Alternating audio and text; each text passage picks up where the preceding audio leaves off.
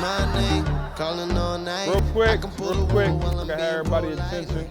Man, first of all, thank y'all for coming out. What we tried to do a long time ago was say like, yo, it can be cool to grind.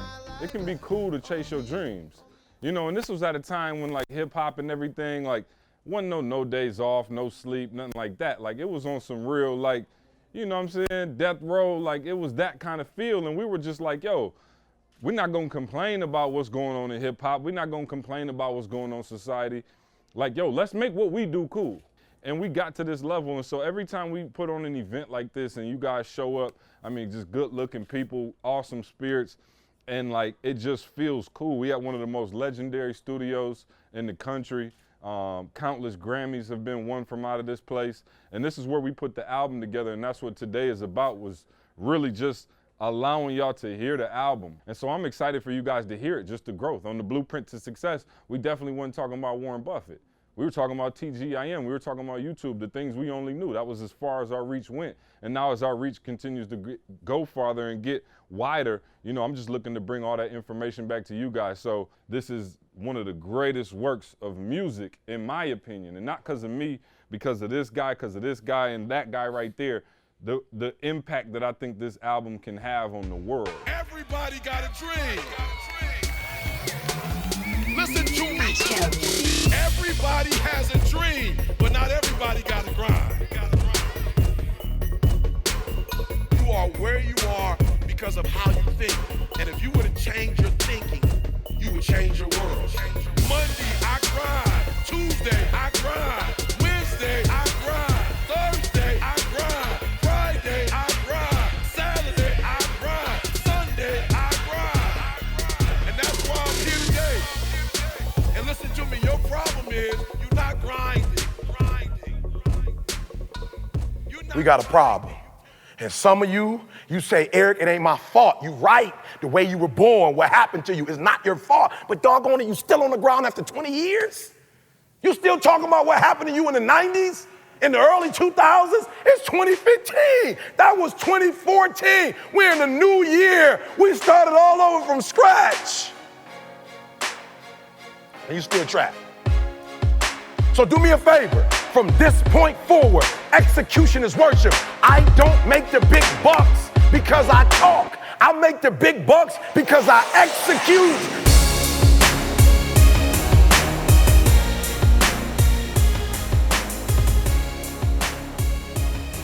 All right, so what y'all think? Is all right so far? All right, cool. Y'all out to move, and I know it's a little tight, but you know I'm gonna get up and dance because I'm feeling it. I can turn it up a little bit if y'all can't hear it. Real quick, any questions? Anybody? Any thoughts about the album so far? Yep, go for it. The creative process. Do y'all get y'all information from different speeches? Do y'all take it from there, or do y'all just... He's asking about the creative process from the speeches. So the first thing I try to do, especially on the speeches that are just speeches without the music, is make sure it's new stuff. You know what I mean? Like, and not just because I want it to be something y'all haven't heard before, but I want y'all to, like I said, see what he's on at this moment. You know what I mean? And so this is like a representation of like what he's thinking at this moment. When we look back on this 50 years from now, I want people to say, yo, that was what was going on in 2015. You know what I mean? Like, so it's current information. So all the information, most of the information from the tracks have come from the last 6 months of touring. So most of it. Some of the mixes that Mike Stroh did, he'll talk about them. He samples from like all over the place. TGIM Season 2, you know, just like his favorite snippets he throws in, and it kind of goes into it. This next track is called Laundry. Dirty Laundry, yes, and it's one of my favorite tracks. It's hilarious. Dee Dee, if she's in the building, I'm sure she'll appreciate this track. My girl, they be teasing me. My wife, I've been married this year 25 years. My wife be on some like, listen to me, I get home, my wife be like, who are you right now? I'm like, what that mean? Who am I? Are you Eric or E.T. the hip hop preacher? I'm like, I'm Eric. Why you say that? Because when you left, you washed the clothes, dried them, but you didn't take them out, separate them, fold them, and put them up. So I don't need no motivational presentation right now. We're gonna need you to get in there. I need no motivational presentation right now. I need you to get the clothes done. Yeah, so give it up for the Dirty Laundry track. Fellas, take notes. Don't you hate when E does that? Like, you always feel terrible. You go to the house like, man, you look at some laundry like, shoot, that's usually her job. I better get on it now. So, real quick, I want E to kind of break that track down, because I think one of the things that I love most about E, and I fell in love with his speaking style, was his ability to take like the most simple situation and like really teach you a lesson off of it. I mean, he's talking about laundry, but he's really talking about, being faithful over few. So if you could just expound on that really quick. Yeah, I just think like when you get married, and I don't use the word critic in a negative sense, but what happens is, it's easy when you're in the world to give a speech or sermon and people geek. But like when I watch my wife, when I saw my wife stand up once at an appeal, I was like, yeah, it's next level now, because she knows me. So if she's standing up for an appeal, it means she respects me as a person, not the speaker. You understand? Because she's not really feeling the speaker. So that means she respects me, the person.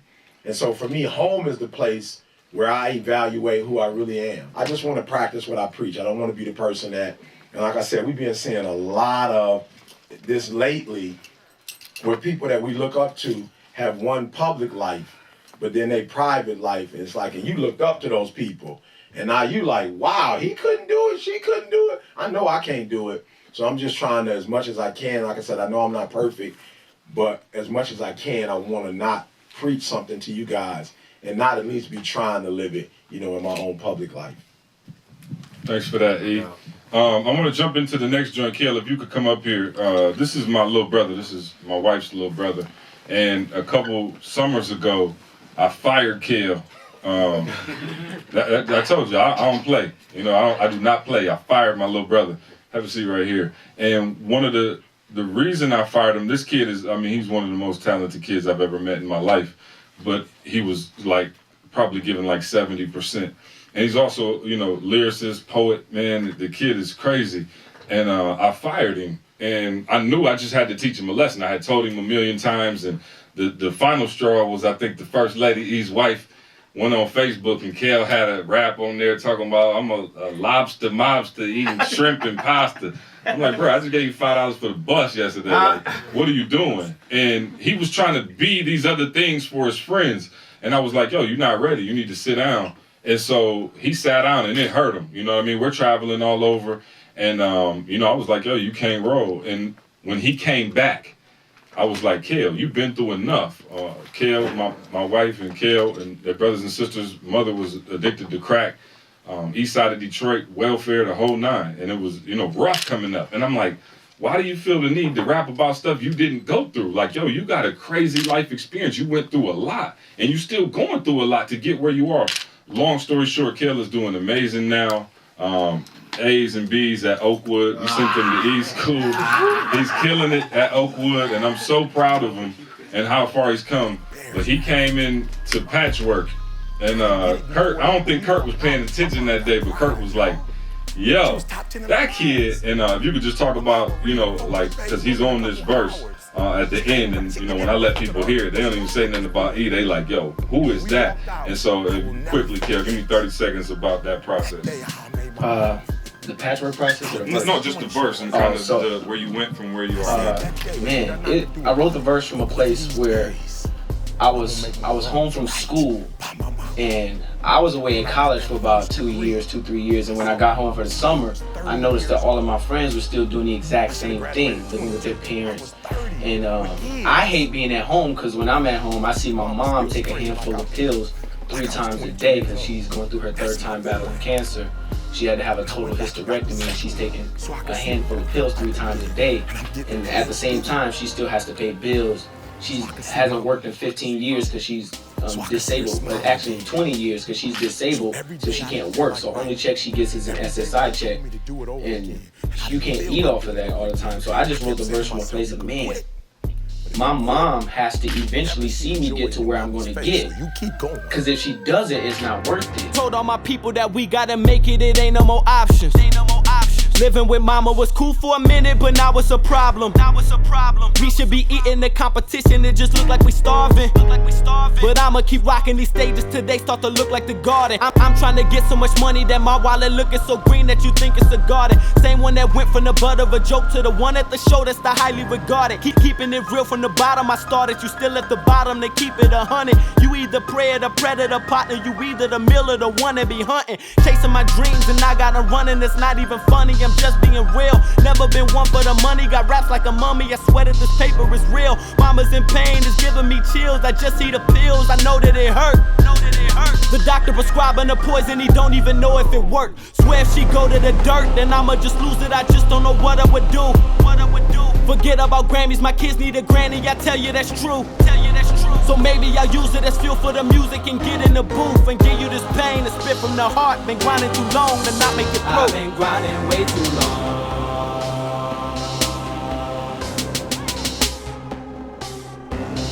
I've been grinding way too long.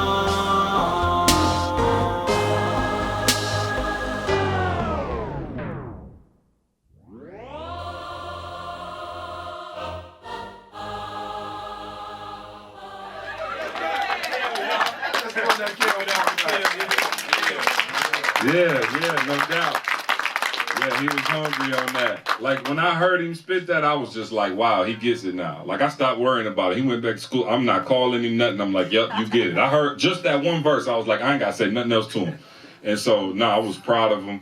That was a big moment for him. I wanted nobody on this album, just E. Like, I didn't want to have like a bunch of people, on there. Just because it was our first album studio project, and I heard that verse, and I was just like, yo, I got to put it on there. And so when I heard how it came together with the beat and the whole nine, I was just like, wow. So anybody else get chills when he was rapping? Just you could feel that. So. Yeah, you said take it back. Y'all want me to take it back, Kale's fart? Look at the whole. So they giving. Hey, y'all better get active because they taking over back there. They like run it back. So yeah, hold on. Yeah. I was gonna ask the question to CJ, like, we can't have my man Patchwork burn a couple CDs that we could buy today. I mean, for real, I can't wait till it come out. That's something that you could go to the gym, wake up in the morning early and be ready to go. Run, exercise on. It's unheard of. I mean, that's what sets people apart. It's trend setting, and that's what we like about it. And I can't wait till the CD come out. I wish we could pre-order it. Some of these tracks you'll hear are from big audiences. This is from like maybe he was speaking in front of 10,000 people, and I knew we had never given the people that kind of sound. You know what I mean? Just that arena feel. So no music, just E going in on a group of people. So check it out, Beast Mode. I'm coming to get it. I'm coming to get it. I'm coming to get it.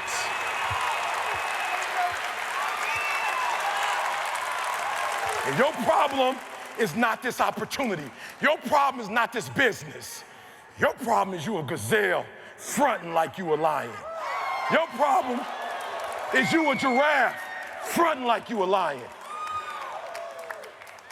Oh, let me tell you something. You can front until you get in the jungle. You can front till you get in the jungle. And once you get your butt dropped off in that jungle, the real you got to come out. Give it up for Beast Mode, yo.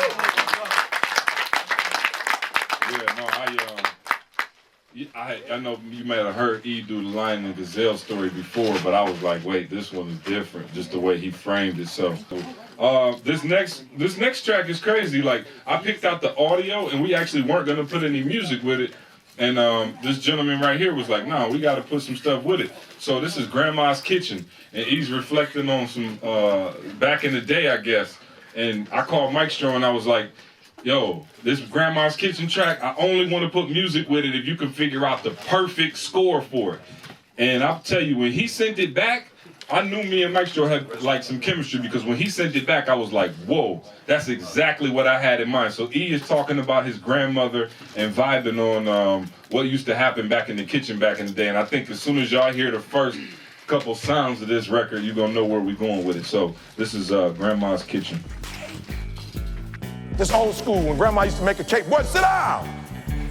I'm like, what's wrong, Grandma? Don't go in that kitchen, boy. Stay out the living room, stay outside. I'm like, why you tripping? Grandma, like, if you get too close to this kitchen, that cake gon' get your butt outside and stay out for 3-4 hours. I'm like, is it that deep? Then when grandma brought it out, it wasn't no eating it right then. Gotta let it cool. I got a couple in here. I felt this little area right here. Next time I come, I'm eating chicken with homegirl right here. She was like, answer my stuff before I even said it. No, you're not hearing what I'm saying. Give it up for Grandma's Kitchen. This next joint I'm actually gonna go to is one that you might have heard, but we put a new flavor to it. It's crazy. It actually turned into one of my favorites. It's Steph Curry. And if you saw the track on YouTube, it had a vibe, you know, and it was like dope and everybody was loving it, right? And so we decided since that one was already out and that one, you know, had that one, we were gonna go in a different direction. And when this kid sent me the track, I was blown away. So you can kind of tell him, you know, about this track a little bit. All right, so basically imagine yourself in an arena with Steph Curry, you know, killing it. You're gonna feel that, you know, that, what's that song? We Will Rock You? Well, I'm not gonna try to clap. Well, you know. Basically, if you don't feel the energy on this one, I don't know what to say. You might not have a soul, but for real though, I think you guys are gonna like this one a lot. Steph Curry, ladies and gentlemen. This boy made 77 three-point shots in practice. They were down by 20 points. He came back and won the game, but you might have missed it. Take him to the slide, see. Do you see it? He's shooting a three-pointer with his eyes closed. They showed it on Sports Center. The boy's eyes is closed with the three. Boom! Muscle memory. His eyes is closed. What was he thinking about? He was thinking about in practice. 1, in practice. 2, 77. And he starts saying to himself, we down by 3 points. 3 times 7 is 21. Let me give him the business. 1, defense. 2, defense. Guys, don't worry about it. Just give me the rock. You sure? Remember what I did in practice? Seconds left. He not even at home. He away from home. He got his eyes closed. Woo. With one of the best defenders checking him. You like, I'm about to study and do an all-nighter. And your body like, please, we ain't never studied like that before. Oh my God, I love the one with Steph. You just about to get up and just do Curry. an all-nighter? When was I the love last time that. we did that? Of course, we are buying the CD. That's hands down. That's something we're going to share with most of our friends, everyone that we know. We're going to share it to encourage them and inspire them to better their life also. And right after that, I wanted to follow with this Face Your Fears record, which is actually probably, I know I said this a lot, but my favorite record on the whole thing. This was like one of those things I heard and I was like, yo, this is going to set a lot of people free. And so we're actually working on the video right now for this, which will be our second single, Face Your Fears. You know, the I Grind was hype and it was, you know, all the way up there, and this is Face Your Fears. It's a little different. It's a slowed down track, but, you know, listen to the words, and, you know, I know we all have things that, you know, we're scared to face and confront. So he's actually talking about the Ph.D. process, and, you know, but I think you can relate it to whatever you're going through personally as well. So check it out. A part of the milestone is, what if I give everything and it ain't enough? What if I put my whole heart, my whole mind, my whole soul into it, ET, and it's not enough? What if I do it and I fail? And so I feel you. So you just like, you're not gonna do it at all because you'd rather not do it and find out the truth. And I'm telling you, you gotta do me a favor. You gotta face your fear, and you gotta do it anyway. Your boy ET had to face his fear. Beast mode, beast mode. And you're right, I am beast mode, but it don't mean beast mode without fear. It don't mean beast mode without a little anxiety. No, I have to live by faith too, and I made up in my mind, ET, you gotta go after it, E. Look, I finished my coursework, it took me 2 years. Why? Because it took me 2 years to get over the fear. That's why you haven't hit that milestone yet. You are afraid. You are nervous. You have some anxiety. You gotta face your fear. I'd rather die than fail. Despite the fear, I did it anyway. Despite what I heard in the back of my mind, I did it anyway. Try so that you can make the rest of your life the best of your life. On the other side of that doubt is your breakthrough, is your milestone. This is the year of the milestone. This is the year of completion. This is the year to get it done. We're not dreaming about it no more. We're not wishing about it no more. We don't have a victim mentality no more. We're not complaining. You gotta face your fear. I'd rather die than fail. Yeah, I'll vote that as my favorite, but he wants to say something real quick. Yeah, just real quick on that one. I just want to say something I think is important. When I say face your fears, I'm talking about, like most of us, we can't get to the next level because we want to focus so much on, you know, what Jeremy was talking about yesterday, the good in us. Like we want the good to be represented. Like we don't really want to deal with, you know, the fears, or we don't want to deal with some of our failures. See, your brand is you got to shine. So you only talk about when you shine. You don't want to talk about the fears that you had. You want to talk about the struggles that you had, right? And so there are those of you in this room that either fear or whatever it is, but you don't like to deal with that side of you that's not, that you don't want, you want to deal with Superman. You don't want to deal with Clark Kent.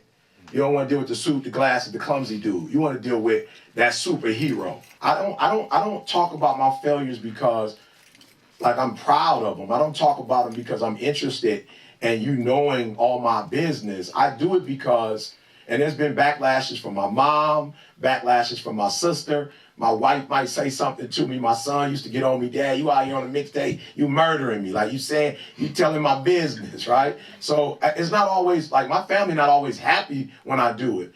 But I'm very vulnerable because I need you to understand if I can get here and get through all that junk and still make it, you can get there. But you have to deal with that evil side of you just as much as you deal with the glory side of you. Because that's what makes God, God, and you. Like God can't ever get the glory if you don't never share the story. Like he can't ever get the glory. You just get the glory. But you have to share your story, and it's not for you. You have to share your story because there's somebody that think that they've gone too far, that they can't be a doctor, that they can't be a lawyer because they fail. And you have to be honest and say, I failed too, but I rebounded and I'm where I am today. So please be willing to not just deal with the powerful you, but be willing to deal with the weak you as well. The reason why I'm trying to help you, I'm not gonna sell nothing to you. I don't got no cards with me. I ain't bring no special presentation. I don't have nothing. I'm here because you out of place. You don't belong there. You are chosen. You are royal priesthood. You are chosen. You don't belong at the bottom, and it's time for you to get your butt from down there. It's time for you to stop being comfortable at the bottom. Get your butt up and get to where you're supposed to be. When you read the Bible, it tells you all these things, and the reason why you're so great is you live by it. Like, it tells you it. But when you see somebody actually going through it, and you see somebody living by the word, and that really is a profound moment, it makes you look inside of yourself and look at the sky and say there's something deeper out there than yourself. And when you see God's covenant actually come to pass in somebody, it says to yourself, God, you actually love me. You actually care for me. And it's true. And I just say, man, that's what makes you great in my eyes. Music has such a power. And combine that with one of the best motivational speaker out there. I don't even have any words for that, but you're only going to find out if you check out Dr. Thomas, the album. It's coming out August the 7th, 2015. Go cop it.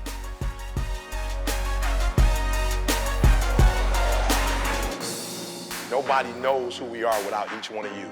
If you didn't repost the videos, if you didn't word of mouth, if you didn't spread our message, we wouldn't be here. So as much as it is an honor for you, trust me when I tell you, and on behalf of my staff, thank you to you and thank you to everybody else in the room. Thank you so much. That's it.